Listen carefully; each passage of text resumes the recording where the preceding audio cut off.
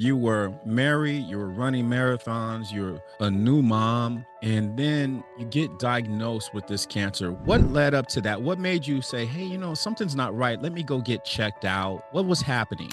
One day I wake up in the morning and I was brushing my teeth. My tongue was bleeding, so I realized that it was not normal. I was eating, it was so difficult that I was eating in Subway. I received the call and my friend told me, your biopsy is positive. You have cancer. So you were diagnosed with a stage 4 head and neck cancer. What was it? What type of cancer was that? It's something too small in your tongue, only going to do a prophylactic surgery in your neck. I talked with my surgeon and I told him, okay, doctor, we both know that we only have one surgery opportunity and I'm not going to lose that. It's one chance.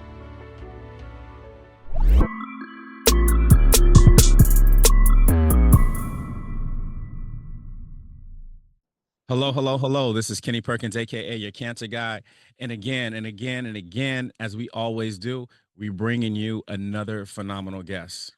Now, as you guys know, I went on a business trip and I was in Costa Rica, and I had the privilege of meeting one of the top surgeons in Costa Rica. I met it with two, and this is one of the two. And this next physician is special. She's special because her heart is so big and she just wants to be able to express what you're going through and let you know that you're being heard. And that was my first impression when I met her. When we spoke, she wanted me to know that, and I felt that. And so it's a privilege to bring our next guest because not only is she a surgeon in Costa Rica, a general surgeon, she specialized in oncology surgery. So her passion for her work is through the roof. But let me help you to appreciate something about her. Not only is she a specialized surgeon, she also had cancer. She was diagnosed with cancer. And so when you put yourself in your patient's shoes, it's one thing. And then actually living that is a different thing. So I am so excited to bring her to the show to be able to talk to us how that process went, how, as a physician and as a patient, how the journey of going through a diagnosis goes about. So I'm happy to bring in our next guest, and I hope that you are too. Please bring a round of applause for our next guest. This is Dr. Karla Castro. Hi. Hi, Kenny. Thank you for the invitation to be here and to let me talk about everything I have to live in this year, Yeah. a difficult year. Dr. Castro, what surprises me and what makes me happy is that through everything you've gone through this year, you still have that beautiful smile, you know, and don't ever change that. And I'm excited, so talk to us a little bit about how long you've been practicing surgery there in Costa Rica. Okay, I start in 19. I no, I don't remember actually. Maybe I have like 10 years, maybe, maybe because I start in the first doing the specialty, the first one, and then oncology, and then I start working as a surgeon, oncology surgeon in like 5 years ago. Yeah. And I work in the social security and the private. I have private practice, and I have to express to all the people that are here that sorry for my English, but it's the same as I talked to you. With the surgery, I have some problems to speak. So I'm trying to do my best. I'm sorry if you don't hear like the normal English too. No. But yes, I have maybe 10 years in this, and right now I'm working again. and I'm happy for that. Well, we're happy too. You're not only happy that you have recovered from your surgeries and your treatments, but then now you are back at work helping others as well. So we thank you for that. And it's not often we get to sit down with someone of your caliber and being able to talk about what you've gone through. So walk us a little bit about what you've gone through, what you were doing prior, before you were diagnosed. What was life like for Dr. Castro? Okay, maybe after my diagnosis, I have a baby. My baby is 1 year. At that time was 1 year and a half, and I was a mother and a doctor. So I was trying to do or doing my best to those both things work together, because it's difficult for a mommy to say goodbye, I have to go and work. And you know that when we are in surgery, we don't have like we know when we go to the hospital, but we don't know when we come back home. So I was trying to do that, and I like to run. So I like to do marathons, and I like to exercise myself and my husband too. So we we were planning to run a marathon, and I started running a really small, really small careers, or how do you say that, like for 5 or 10 kilometers. And I started that with my baby, and that was everything. I was trying to do my best to know Carla as a mommy, and trying to be with in my work, doing my best too, because you know that when you have a baby, you have like one part of your brain always with that little boy. So I was in the hospital and doing my best. And when I come back to my house, I was doing the same. I was with my baby, with my husband, trying to run, and that's all. I think I have a normal life for a doctor, right? Not for a normal people Yeah. that think that is too difficult or busy, or I don't know.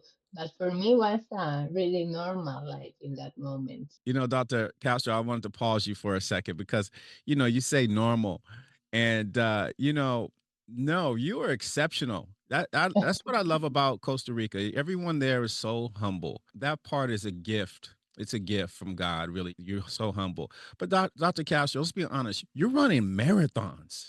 That's not easy. It takes an athlete. It takes training to get that thing going. And not Yeah. only that, you had a baby on top of that. So you have to take care. So you're training, you have a baby, and then you just don't have like a normal job. Let's be honest. You are a surgeon. And so I love that part. You say normal, and I love that. But it's amazing for me to prepare for a marathon. It's a lot of practice and preparation, and to be able to Mhm. have to juggle your husband, your baby, your patients, and also training. What a phenomenal Mhm. human being. That's amazing. We love that. Your standards, you keep them high, you keep the things that you love and your passion, and you go for that. And when I met you, I was able to be able to see that part about you. So here we were, you were married, you were running marathons, you're a new mom, and then you get diagnosed with this cancer. What led up to that? What made you say, hey, something's not right. Let me go get checked out? What was happening? One day I wake up in the morning, and I was brushing my teeth, and my tongue was bleeding. So I realized that it was not normal. Usually, when I'm stressed or something at my work or something in my family, I used to do bruxism, and I used put my this a lot of pressure. So I thought that maybe what that night I do something, and that was making my tongue bleeding. So I wait. I talked with my dentist. So she told me maybe we can take a biopsy here, and I was like, no, maybe no. It's just a trauma. It's okay. But 1 month later, I realized I have something white in my thumb, and I decided to take the biopsy. And I talked with a friend, and that's my work in the hospital. So for me, it was too easy to say, I have something here. Can you take me the biopsy? And my colleague said, of course. And then I talked to the pathologist and told him, can you process the biopsy quickly? Because I'm kind of nervous about that. I was eating, I can't forget about that because it was so difficult that I was eating my lunch in Subway. And I received the call, and my friend told me, okay, your biopsy is positive. You have cancer. And I was like, what?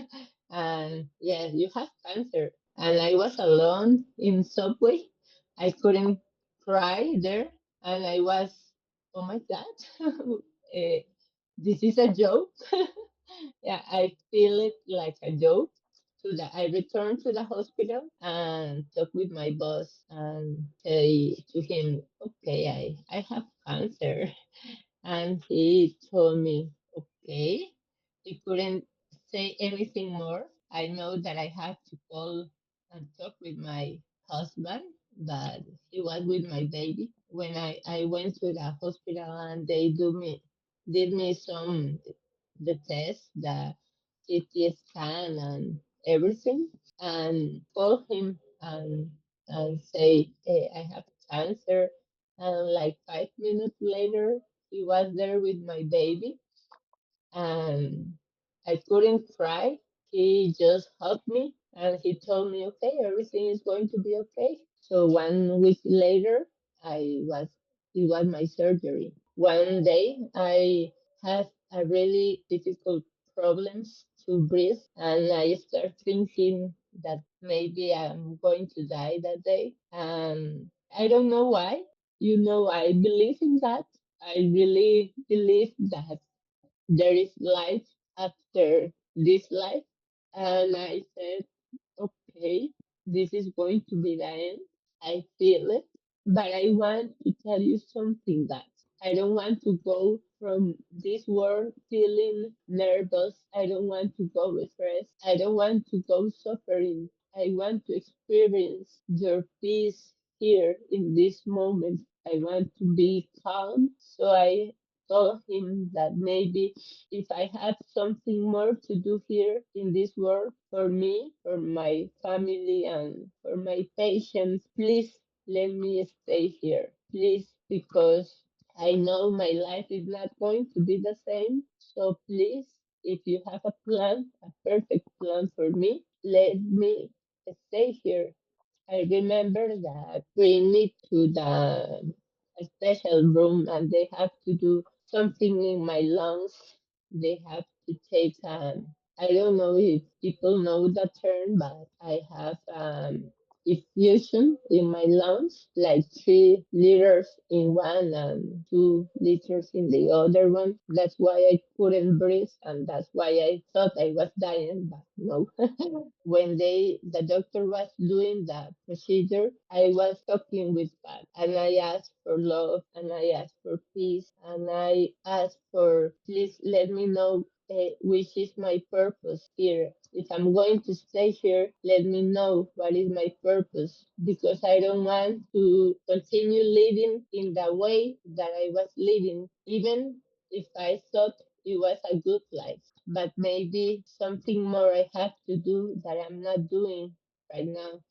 And the doctor finished, and when I get to my room in the hospital, my husband was there and my father too. And my father told me, he saw me and he told me, Carla, I think there was a miracle here because the Carla that goes there is not the same the Carla that come right now and is right now here. And I feel it in that way.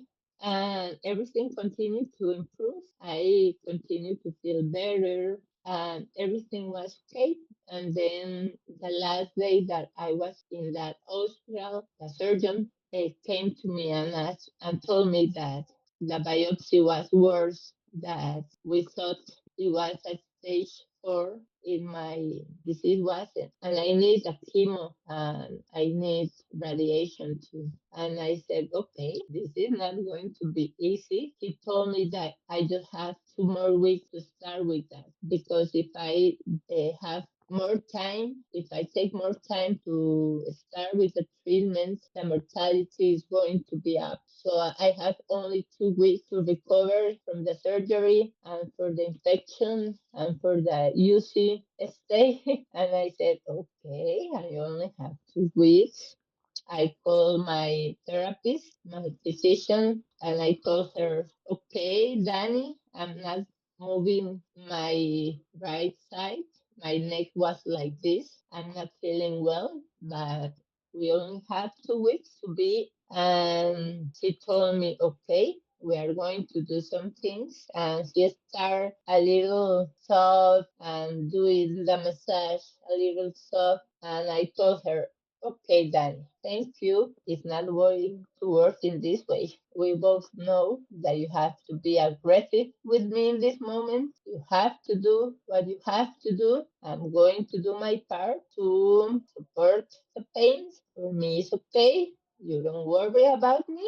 You only have to do what you have to do, okay? And she told me, are you sure?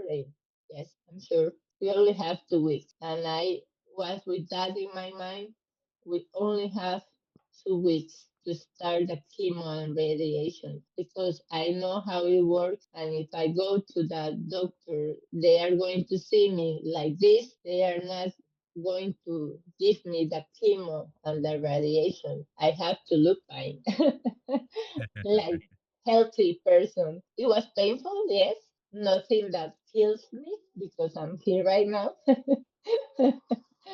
So I don't know how to say that, but I only resist. I don't fight. I only resist that, and then start the process of chemo and radiation. So, I want to say that I thank you so much for giving us that background that led up to this. And so I wanted to ask you the question. So you were diagnosed with a stage 4 head and neck cancer. What was it? Was it adenocarcinoma? What type of cancer was that? Actually, we didn't expect that because everyone told me that don't worry about it. It's something too small in your tongue, only going to do a prophylactic surgery in your neck. Don't worry about it. And I talked with my surgeon and I told him, okay, doctor, we both know that we only have one surgery opportunity and I'm not going to lose that. It's one chance. So I don't care about the incision. I don't care about if I'm not able to talk again, but I need you to do your best. I need you to take everything. I don't want anything prophylactic, everything. And he told me, are you sure, Carla? Because it's not necessary. And I told him, yes, I'm sure. Do it, please, in that way. When we receive the biopsy, thank you, God, we do it in that way because it was the surgery that I need.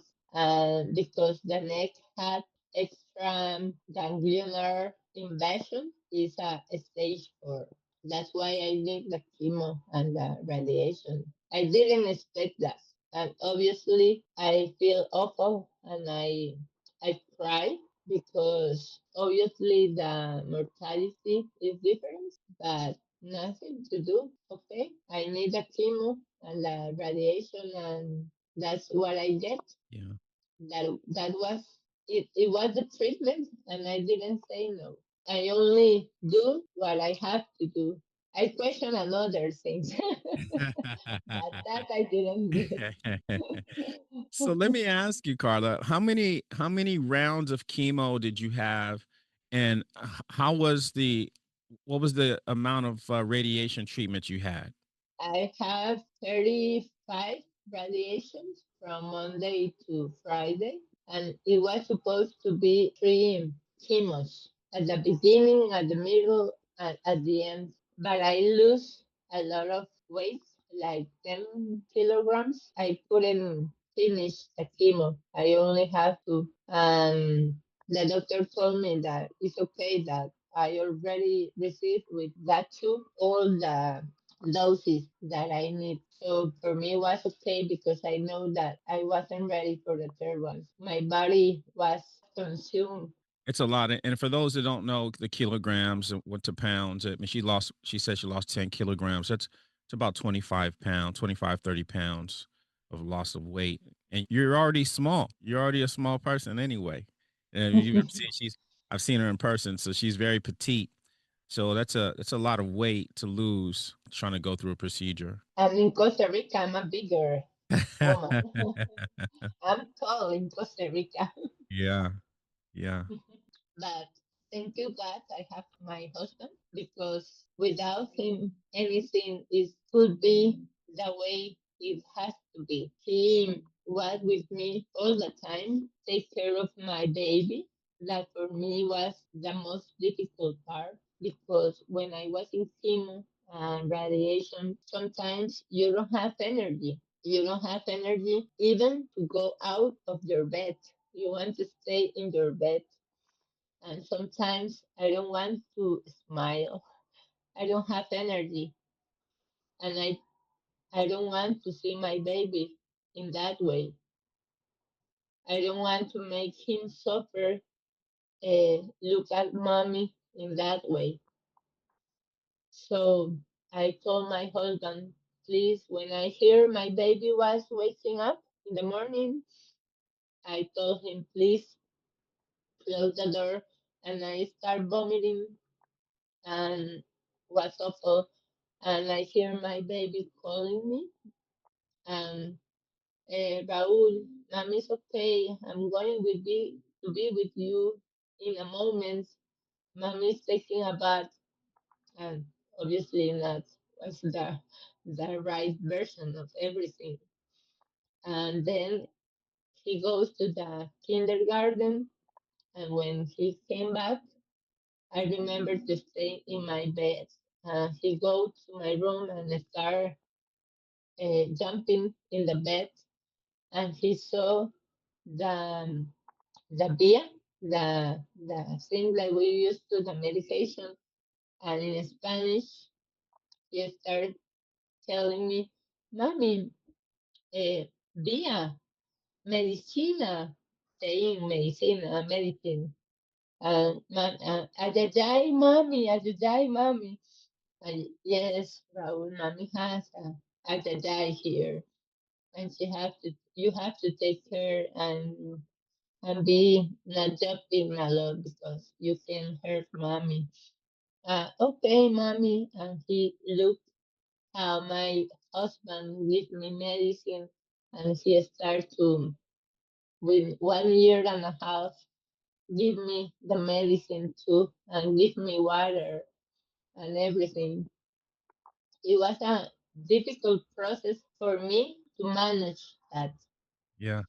You see, you Mhm. finished that race with that mindset. And that was what I wanted to talk to you about, Carlo, because you think of these things as normal. And I want to tell you, it takes a certain mentality. We say here mindset, right?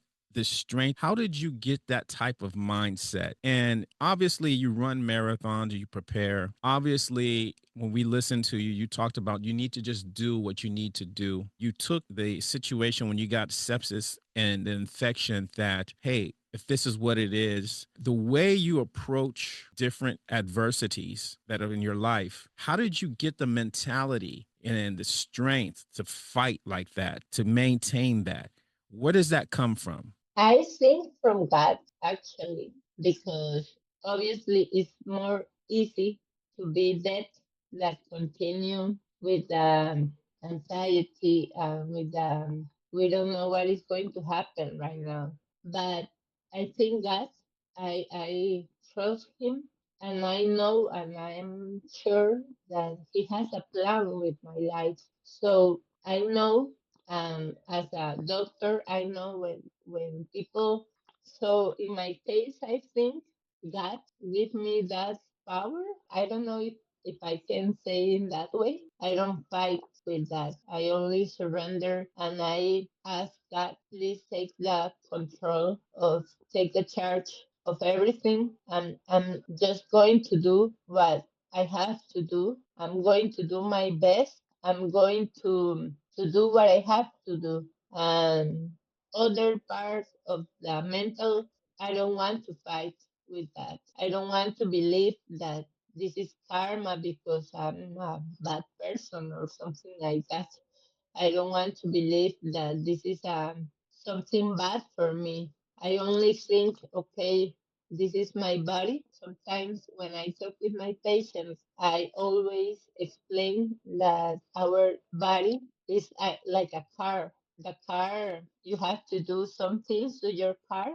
You have to take it to the mechanics and do some kind of something is going to happen to that car, but I can have the control of what happened to that car. The only thing that I can control is my mindset, and it's not easy, obviously, because I had cancer, and right now I work with persons that have cancer, and it's like a drug because sometimes I'm seeing one patient and it's like a flashback to that moment in my life and I want to cry and my patient in front is like, why are you starting to cry? And I have to explain it's because I was in this place and at the beginning of the year what happened to you I feel it in my heart too.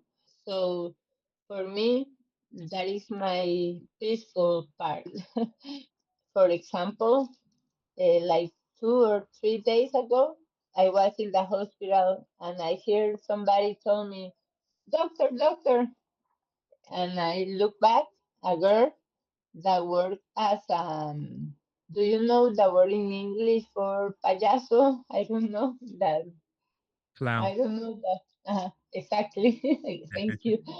She worked like that. And when I have to give her the diagnosis, she didn't work for a long time. And in that moment, she was with all of things, and I have the photo in Instagram. And she told me I came back here because when I was here, it was too sad. Anybody smile. So I came with all my dress and with gifts and everything because I want to make people laugh and smile only for a 5 minutes.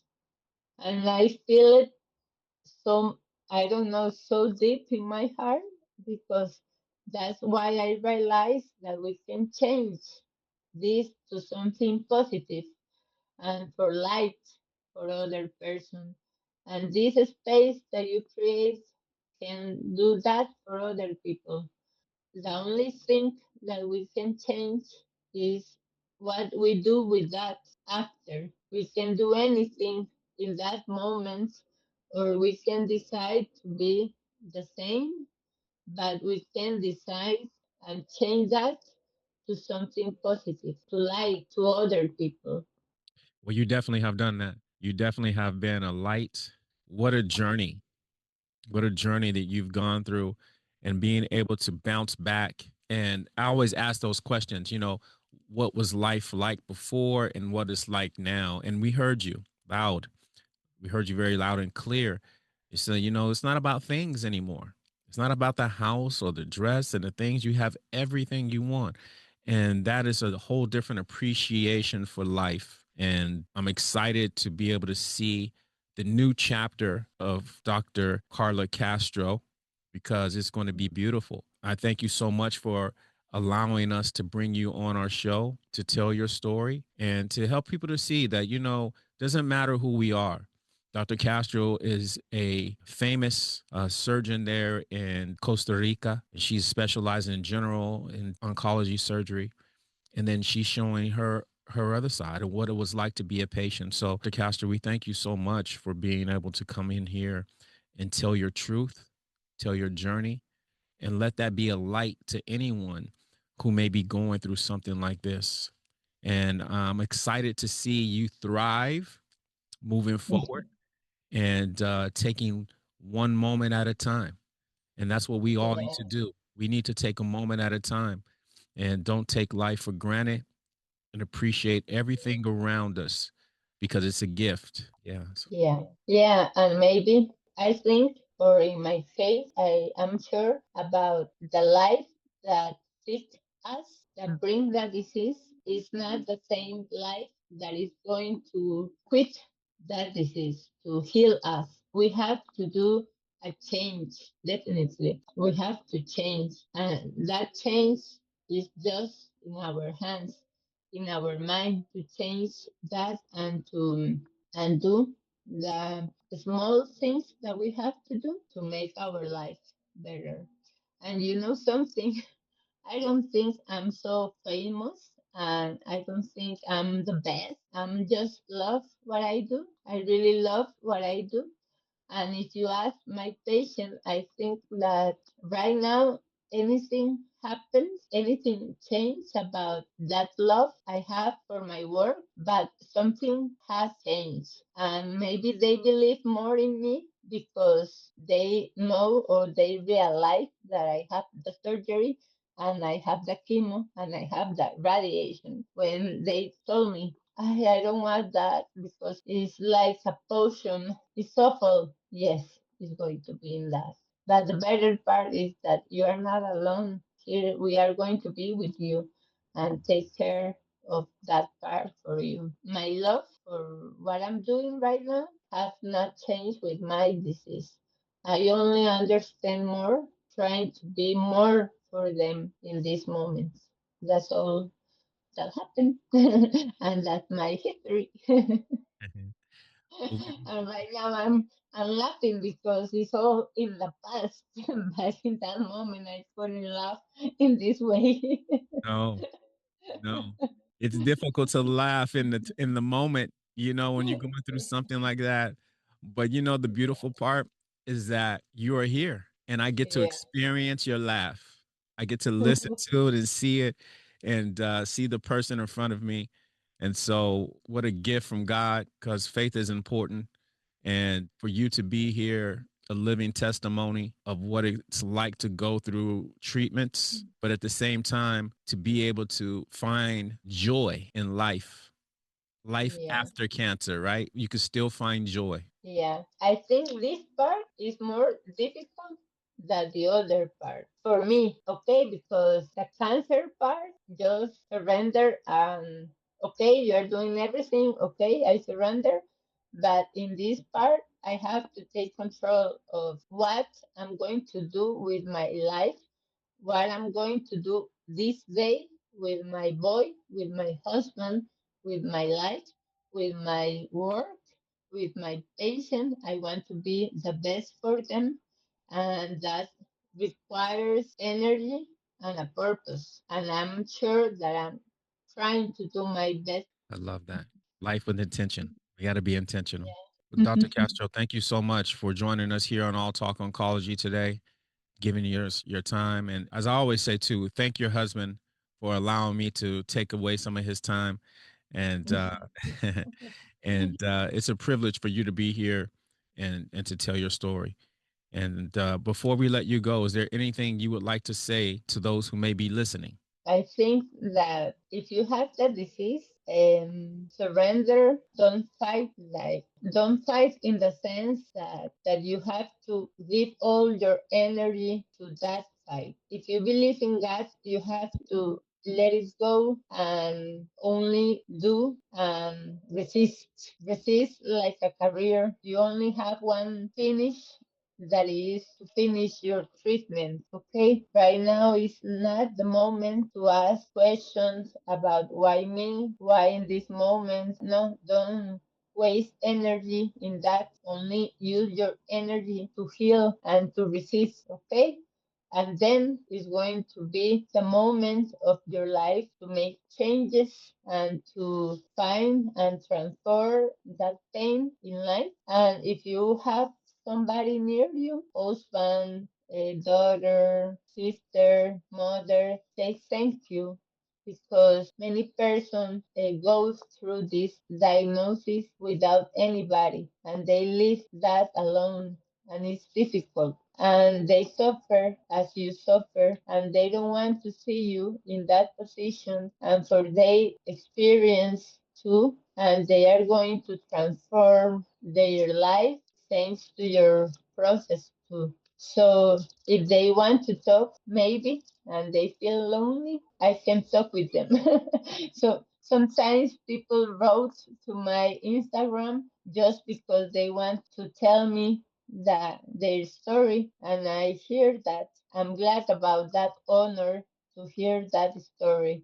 So they are not alone. God put the perfect people around us to take care about us. And there are a lot of things too, but we can talk for 3 hours more or 3 days more. But I know that you are busy too. So thank you for the invitation. Thank you for everything.